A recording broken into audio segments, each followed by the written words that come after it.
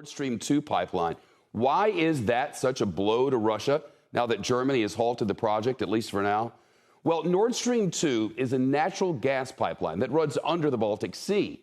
It can deliver Russian natural gas directly to Germany without having to go through Ukraine and Poland. For years now, the United States has been warning that Nord Stream 2 would increase Europe's dependency on Russia for gas. Vladimir Putin could use that pipeline as a geopolitical weapon of sorts by withholding crucial gas during freezing winters to reduce Europe's supply and drive up the prices. The pipeline's already completed and it's filled up with gas, but it's been waiting for approval from Germany and the European Commission to start flowing. Germany's been walking a fine line here between its need for Russian gas and the fierce opposition from the U.S. and its NATO allies. The German chancellor's decision to freeze this project is a decisive rebuke of Russia and a major sign of unity within NATO as the West holds Russia accountable for invading Ukraine. For analysis, Evelyn Farkas now, an important voice as former Deputy Assistant Secretary of Defense for Russia, Ukraine, and Eurasia under the Obama administration. Evelyn, thanks. As always, you criticized the Nord Stream 2 pipeline deal when the Biden administration was negotiating with Germany on it last summer. You questioned whether it was the best use of the administration's time. What do you make of Germany's decision to freeze this project today? Well, Shep, thanks so much for having me on. It clearly was the right decision, but as you said, we shouldn't have even been considering this pipeline to begin with. It never should have been built. There's already a Nord Stream 1, which already, again, leaves Germany pretty heavily dependent on Russia without the second one. The second one, of course, would have just exacerbated the problem. And the reason I said it was unnecessary in September was because we were facing a changeover in the German government.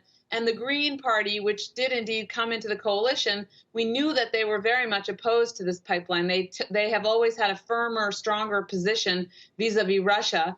And so we're seeing partly the impact of that, partly also the new Social Democratic leader.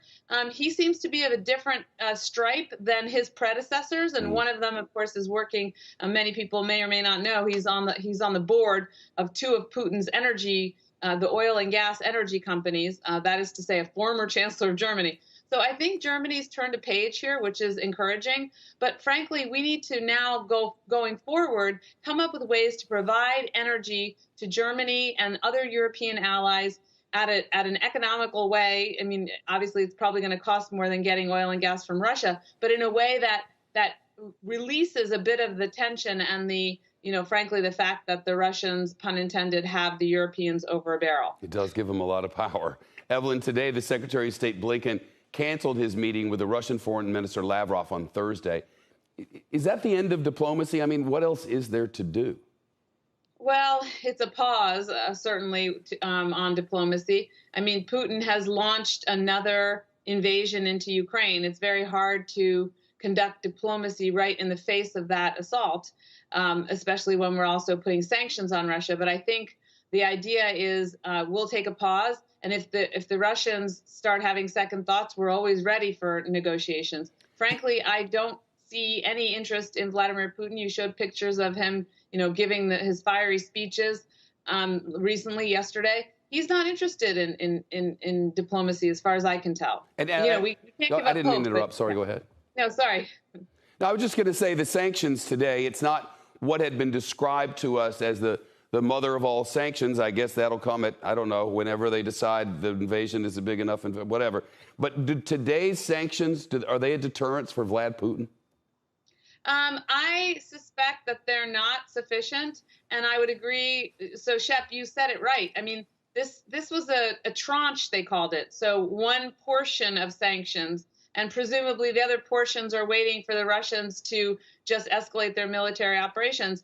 I think that's ridiculous. President Biden and his team already said that if the Russians undertake another attack on Ukraine, they will get the mother of sanctions. So let's bring on the whole family and sanction full on. I don't believe it's interesting you say that, because yesterday, and a lot of back channeling, yesterday they said, no, this isn't the invasion we were talking about. Now today it is the invasion. Yesterday, if they do invade the mother of all sanctions, today, well, it is an invasion, but not the mother of all sanctions.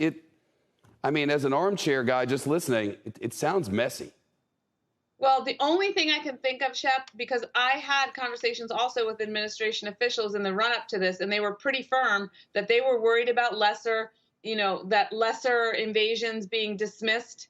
But they were firm that they wouldn't do this. So the only thing that tells me is perhaps some of our allies are less firm in their resolve at the moment. Evelyn Farkas, you're the best. Thanks so much. Shepard Smith here. Thanks for watching CNBC on YouTube.